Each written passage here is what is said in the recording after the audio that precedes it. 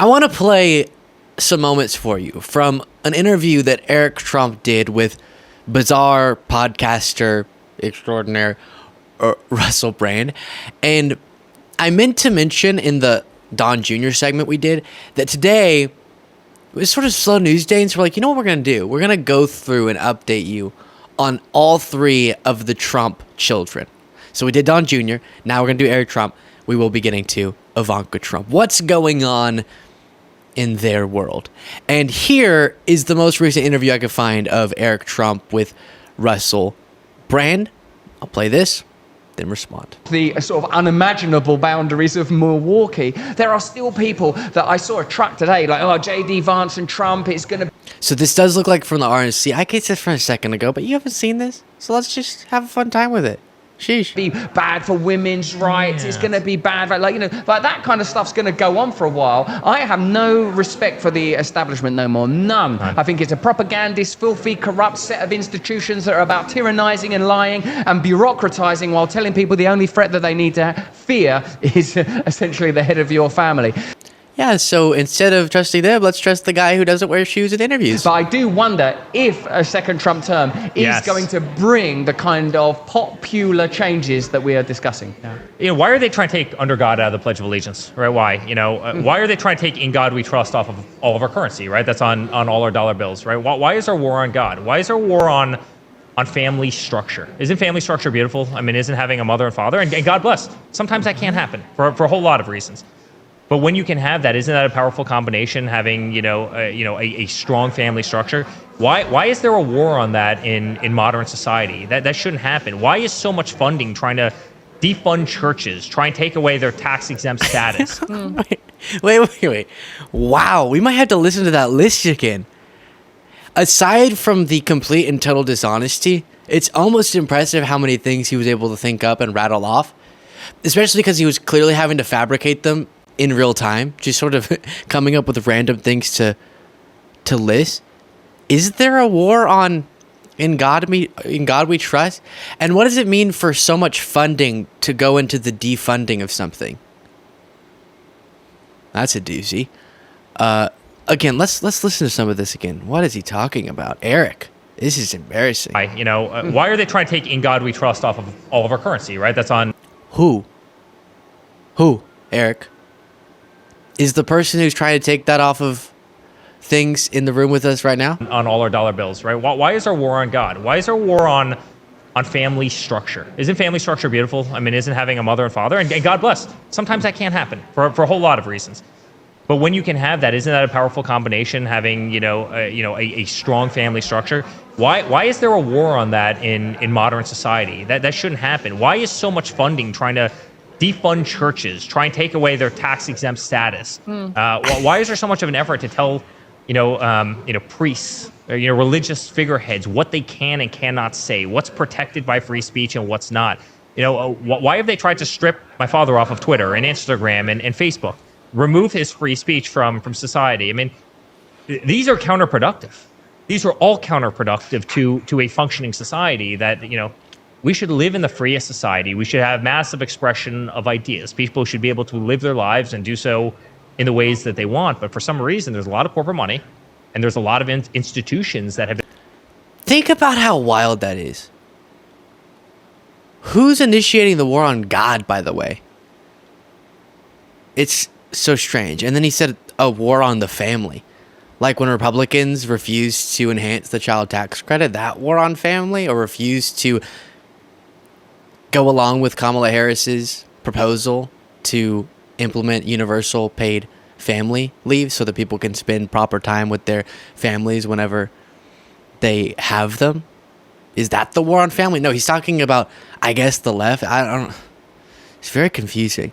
And by the way, this is spreading. It's spreading in MAGA circles where when you're not really good at just making an argument and having the courage to assert things unequivocally and clearly, you just ask a bunch of questions. Why? And then the question embedded in it has a premise that you're supposed to accept, like there is a war on God, or there is a war on In God We Trust, or there is a war on happiness and a war on Oreos and a war on joy. And they never actually answer any of the questions. Who is this again, Eric? What are you talking about? But I guess Tucker really popularized that. And this is sort of a conspiracy theorist thing. Why are they coming to kidnap your child and then make them be transgender? Are they? We are in the home stretch to 1 million subscribers. If you want to support in the effort to get us there, you can do so by clicking the subscribe button if you haven't already, to continue getting the word out. Thank you so much. Back to the video. Here's more.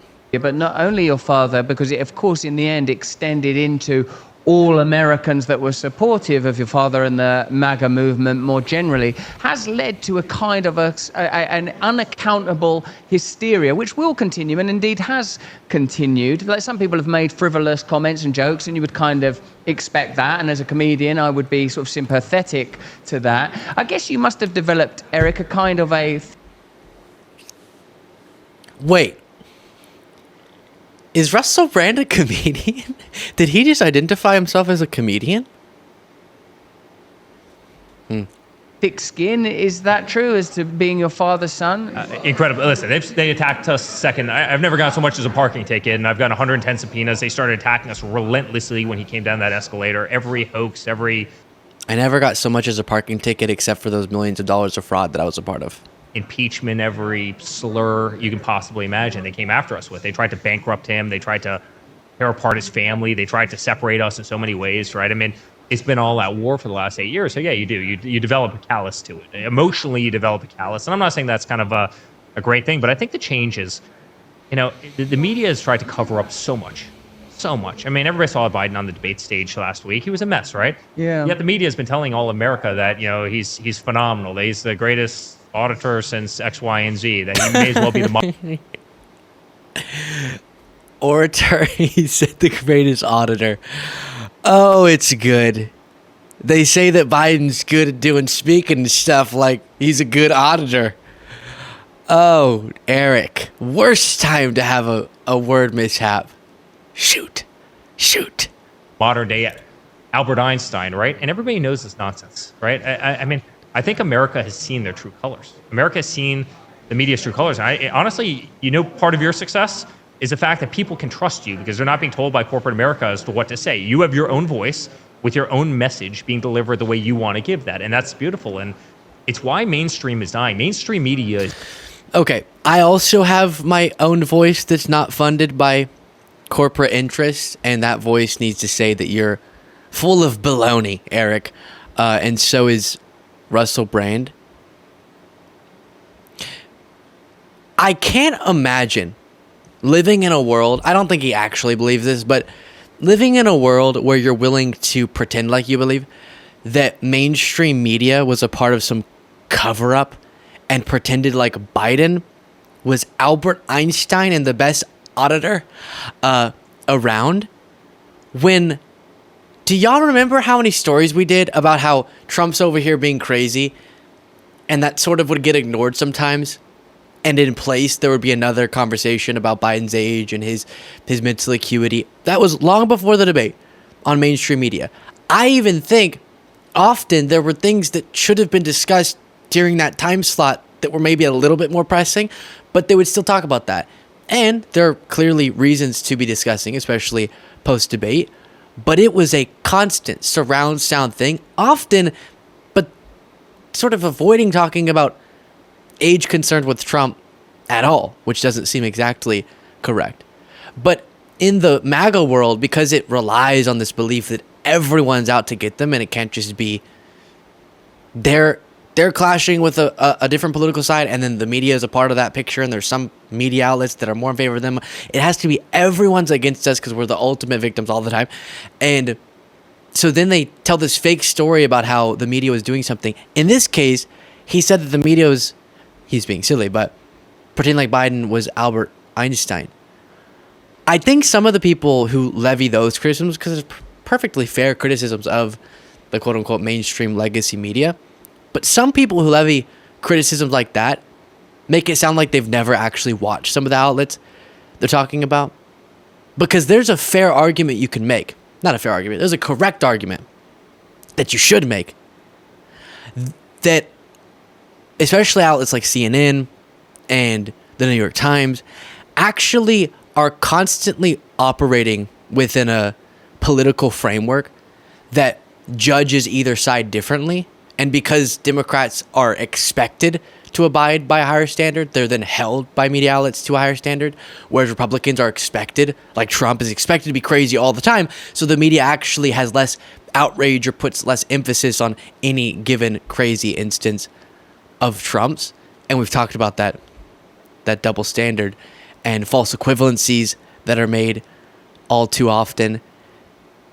And it reminds me, just as another example, the CNN Dana Bash interview with Kamala Harris and Tim Walz. I think that's a perfectly fine interview to have, the way that they did it. But it essentially was just Dana Bash going, here's the 8 different negative things that Republicans are attacking you with, and then I'm going to push you on them. Which would cause Trump to end an interview and walk out if the reverse happened. Kamala Harris handled it perfectly fine, and still MAGA called that a softball. But then they watched Sean Hannity interviewing Trump and saying, you're the best president that I've ever known, and how do you do it? How are you so brave? And they think that's a hard-hitting interview. So they're all wonked out. Legacy media then overcompensates, so they'll stop getting accused by people like Eric Trump of these things, but he'll still do it, and it's all messed up. Which is why, to Eric Trump's point, independent shows like this one should be supported. Look at that transition. So click the join button and support it.